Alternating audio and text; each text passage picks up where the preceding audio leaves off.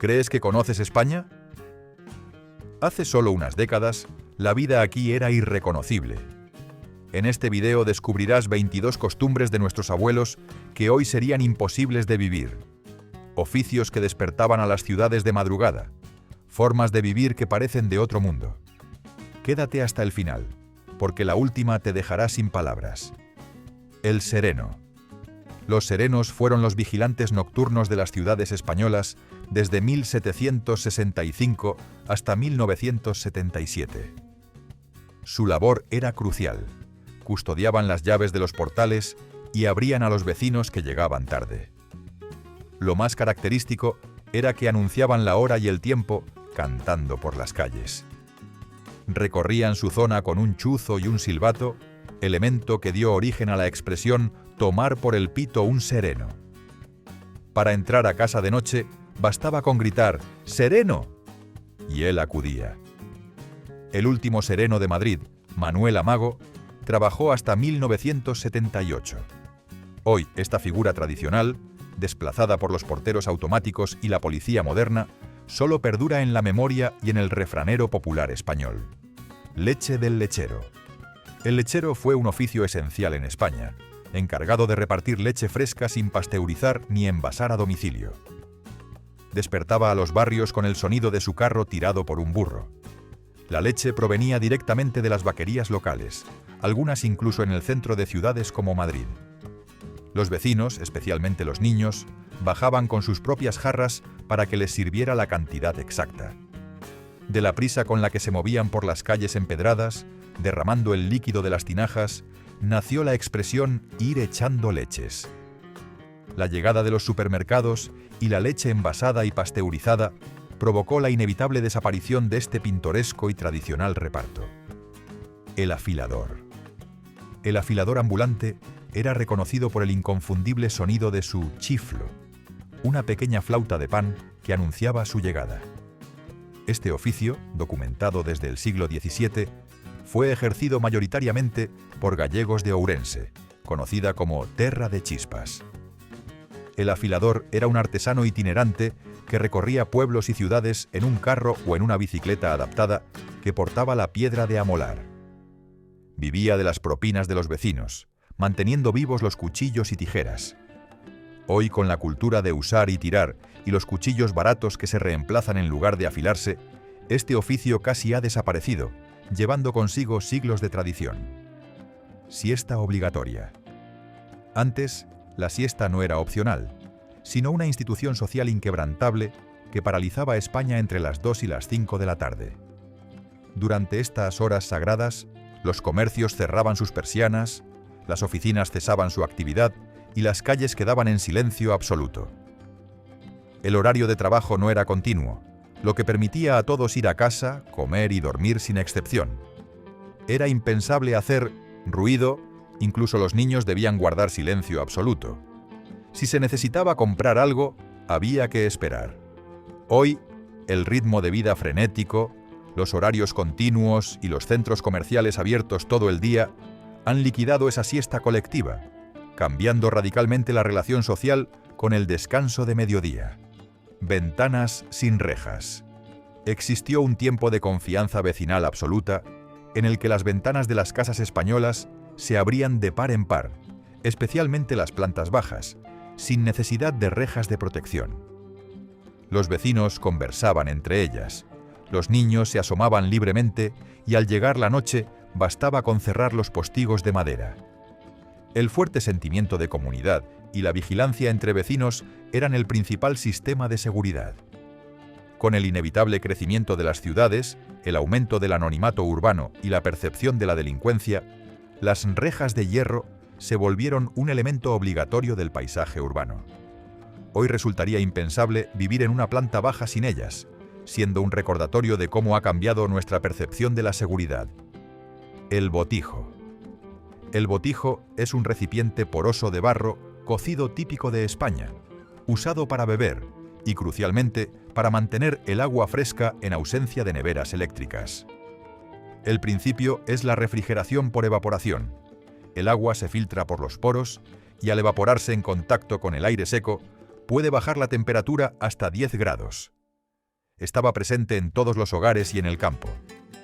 Antes de usarlo, había que curarlo, llenándolo con agua y anís. Beber del botijo era un arte que consistía en inclinar la cabeza hacia atrás para beber el chorro sin tocar el pitorro. Hoy, con los frigoríficos y el agua embotellada, el botijo ha pasado a ser un objeto decorativo, un testimonio de ingenio tradicional. Cocina de carbón.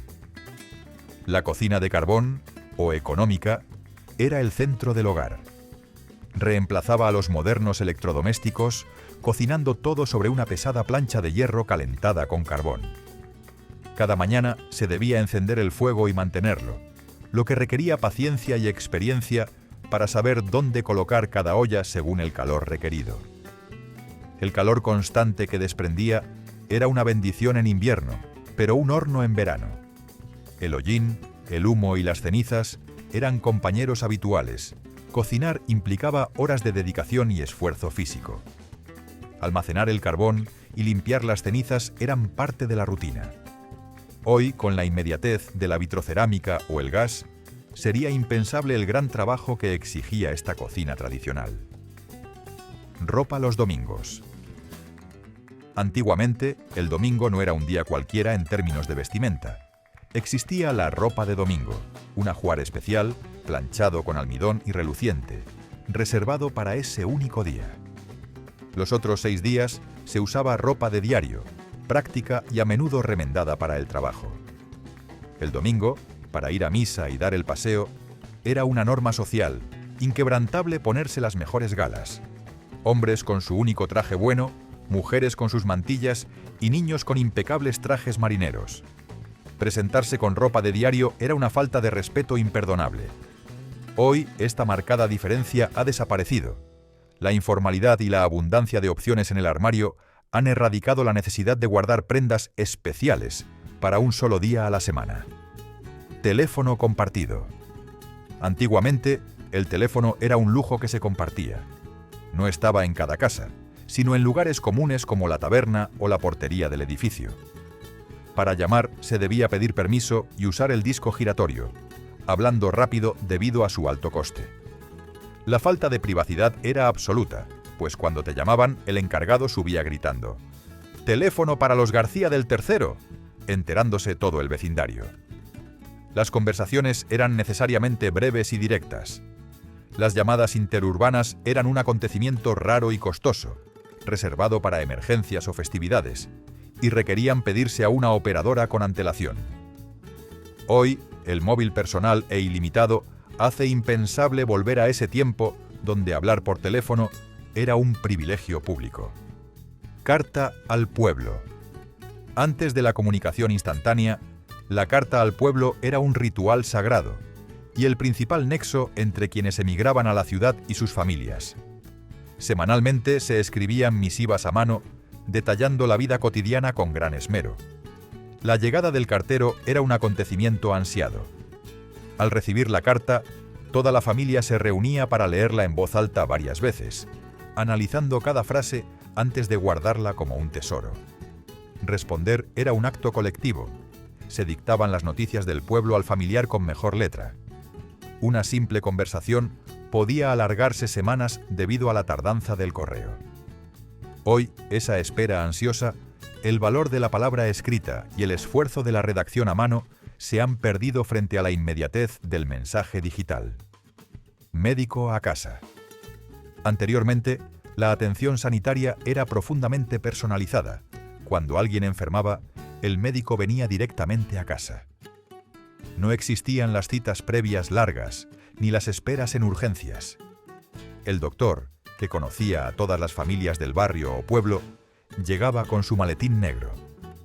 Exploraba al paciente con calma, preguntaba a los familiares y ofrecía un diagnóstico cercano, a menudo quedándose a tomar un café.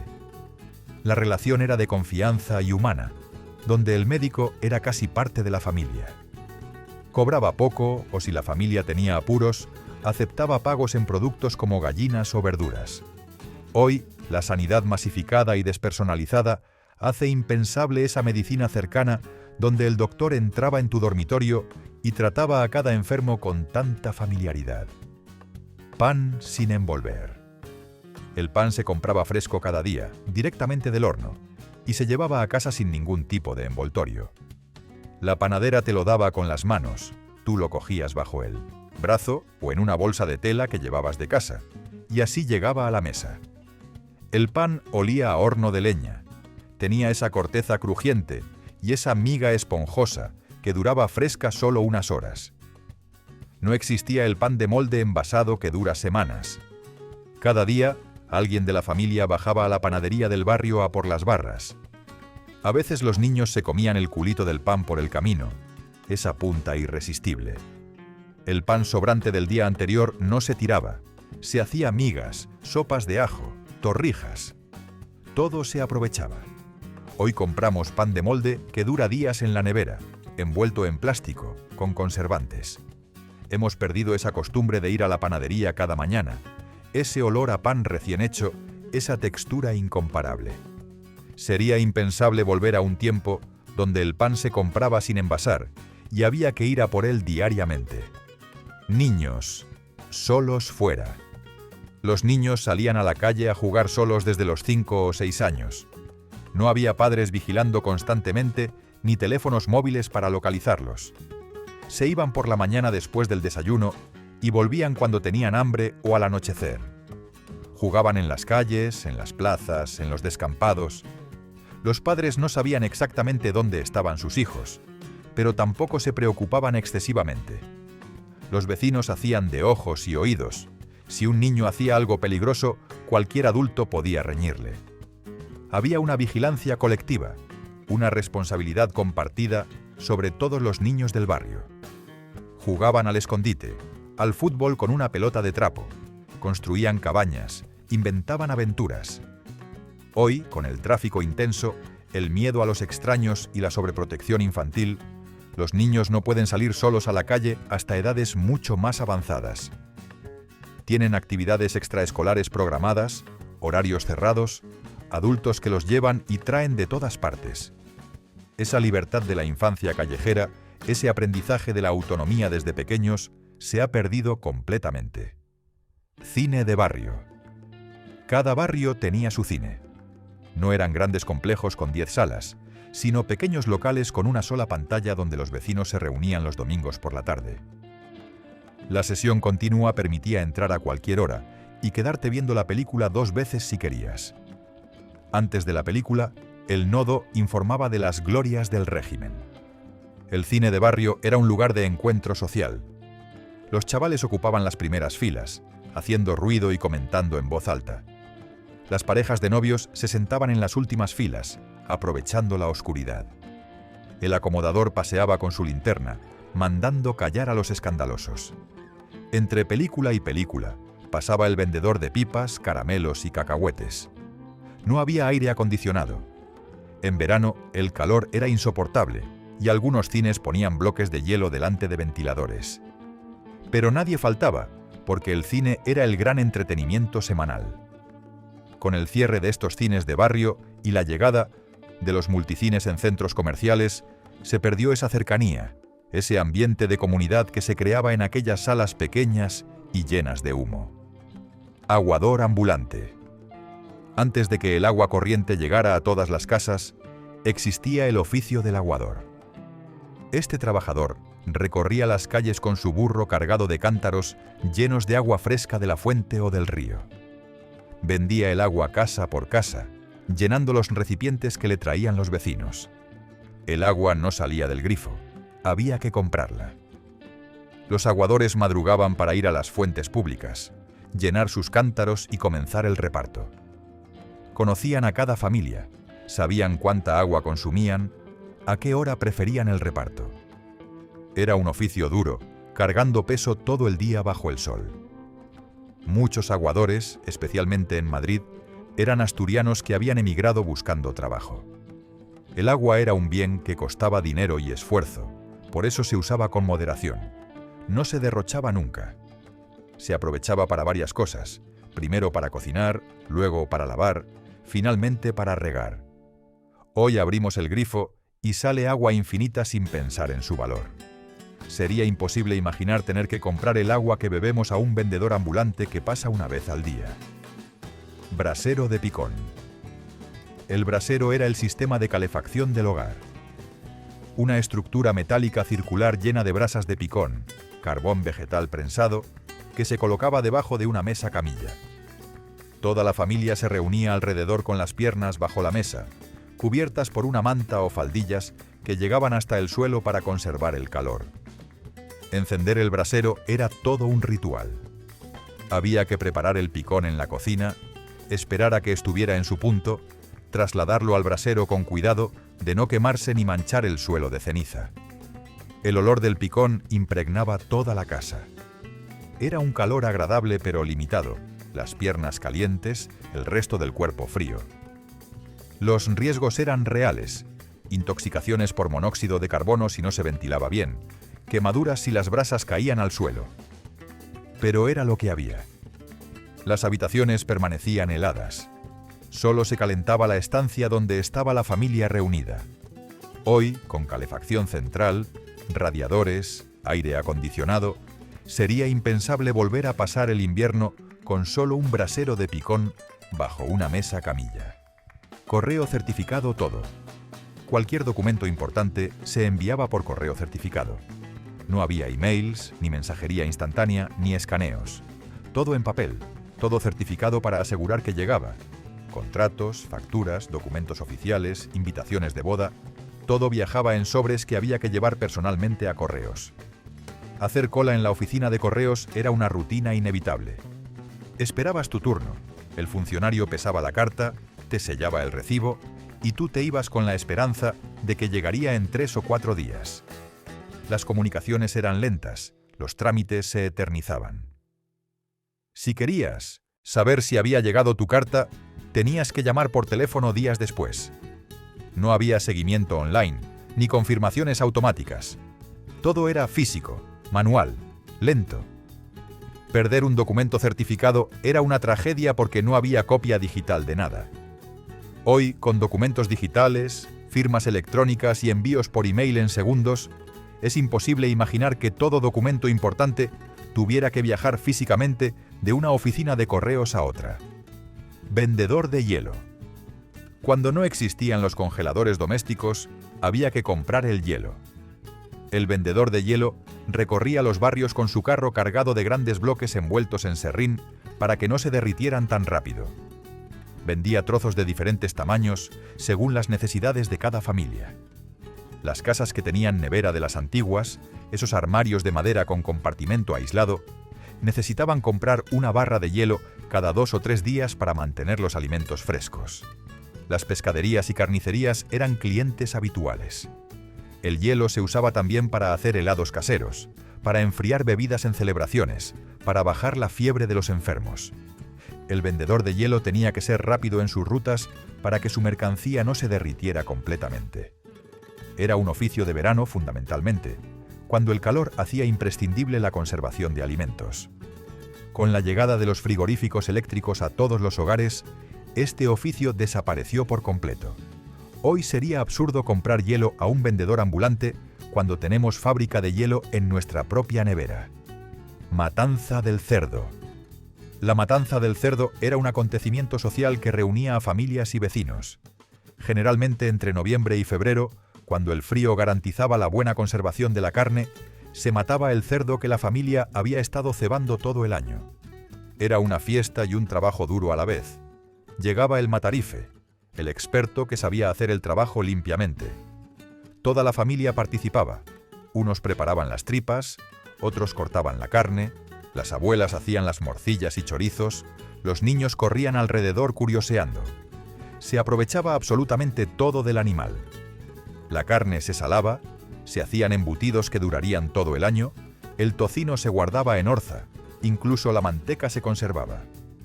Al final del día, todos comían juntos probando las primeras tajadas de carne fresca. Era tradición invitar a quien había ayudado, compartir la abundancia. Aquel cerdo alimentaba a la familia durante meses. Hoy compramos la carne envasada en el supermercado, cortada, limpia, sin participar en el proceso. La matanza del cerdo, con todo su ritual social y gastronómico, sería impensable en la vida urbana actual. Radio familiar única. La radio era el centro de información y entretenimiento del hogar. Pero no había una en cada habitación, había una radio para toda la familia.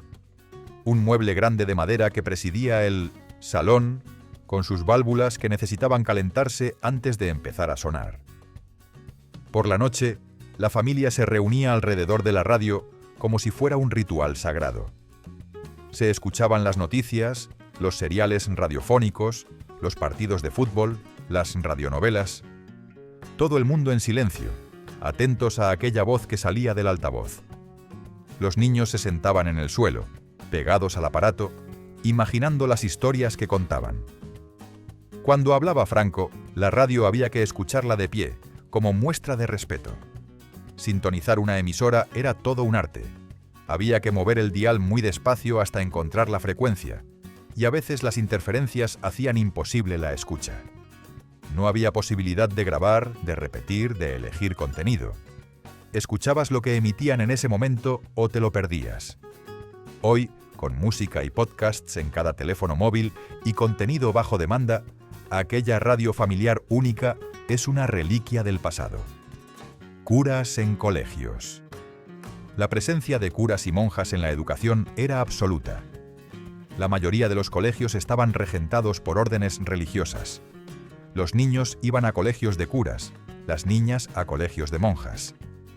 La educación y la religión eran inseparables. Cada día comenzaba con misa, se rezaba antes de cada clase, la doctrina cristiana era asignatura obligatoria. Los castigos eran físicos y nadie los cuestionaba. El cura o la monja podían dar bofetadas, regletazos en las manos, obligar a arrodillarse en garbanzos. Los padres no protestaban, al contrario, apoyaban esa disciplina férrea. La autoridad del religioso era incuestionable. Además de enseñar, vigilaban la moralidad de los alumnos, controlaban qué leían, qué pensaban, con quién se relacionaban. Las niñas aprendían labores, costura, cocina, preparándose para ser esposas y madres. Los niños recibían una educación más académica, pero igualmente impregnada de religiosidad. Con la llegada de la democracia y la escuela pública laica, esta presencia aplastante de los religiosos en la educación fue desapareciendo. Hoy sería impensable que un cura pudiera pegar a un alumno o que la religión dominara toda la vida escolar. Carbón para planchar. Las planchas de hierro se calentaban con carbón. No había enchufes ni termostatos. La plancha tenía una cavidad donde se introducían las brasas ardiendo. Había que soplar para avivar el fuego, esperar a que el hierro alcanzara la temperatura adecuada y entonces, rápidamente, planchar antes de que se enfriara. Planchar era una tarea agotadora. La plancha pesaba varios kilos. Había que tener mucho cuidado de no quemar la ropa si estaba demasiado caliente, o de no dejarla arrugada si se había enfriado demasiado. Las cenizas y el hollín manchaban. El calor que desprendía era insoportable, especialmente en verano. Las manos se llenaban de ampollas y callos. Se dedicaba un día entero a planchar toda la ropa de la semana. Era un trabajo casi siempre femenino, una de las muchas tareas domésticas interminables que ocupaban todo el día. Algunas casas tenían 2 planchas. Mientras una se enfriaba, se calentaba la otra. Con la llegada de las planchas eléctricas, esta tortura desapareció. Hoy, con planchas ligeras, vapor y termostato regulable, es impensable volver a planchar con una pesada plancha de hierro llena de brasas ardiendo. Y como te prometí al principio, aquí va una sorpresa que muy pocos recuerdan de la vida cotidiana de nuestros abuelos. Se trata de un pequeño objeto que era imprescindible en las noches sin electricidad, cuando las calles se sumían en una oscuridad casi total. Su luz titilante guiaba los pasos de las familias, que salían al anochecer entre sombras danzantes y murmullos lejanos. Los niños la sostenían con orgullo, mientras los adultos vigilaban el camino iluminado apenas por ese resplandor cálido y frágil. En aquellos tiempos, cada casa tenía una, y sin ella, cualquier paseo nocturno habría sido imposible. Así era la fiel linterna de aceite. Pender de una simple llama de aceite para moverte por tu propio vecindario. ¿Cuál de estas costumbres te sorprendió más? Cuéntanos en los comentarios y suscríbete al canal para seguir viajando al pasado y descubrir los recuerdos que aún nos conectan con nuestros abuelos.